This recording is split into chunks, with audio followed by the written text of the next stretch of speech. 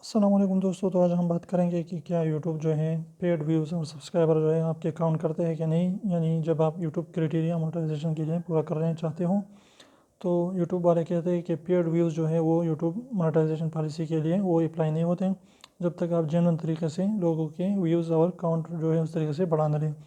और जो सब्सक्राइबर हैं, जो पेड व्यूज़ से जो आपके सब्सक्राइबर गेन हो रहे हैं, तो इसमें जो है क्या है कि आप जो उसको यूट्यूब वाले काउंट कर रहे हैं यूट्यूब मोनेटाइजेशन पॉलिसी के लिए। यानी जब भी आपके 1000 सब्सक्राइबर हो जाएंगे और 4000 घंटे का वॉच टाइम होगा तो आपका चैनल मोनेटाइज होगा।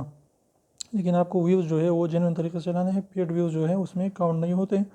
अगर आप अपने किसी भी जो है वीडियो को प्रोमोट कर देते हैं यूट्यूब के ज़रिए या किसी भी यूट्यूब के ज़रिए, तो आपको जो है उसकी वॉच टाइम के जो है व्यूज़ वो आपके मोनेटाइजेशन में काउंट नहीं होंगे। तो उम्मीद करते हैं छोटी सी वीडियो आपको पसंद है। वीडियो पसंद है तो प्लीज़ वीडियो को लाइक कर दीजिए, चैनल को सब्सक्राइब करना ना भूलें, बेल आइकन को भी प्रेस करें ताकि हमारे न्यू नोटिफिकेशन आप तक आती रहे।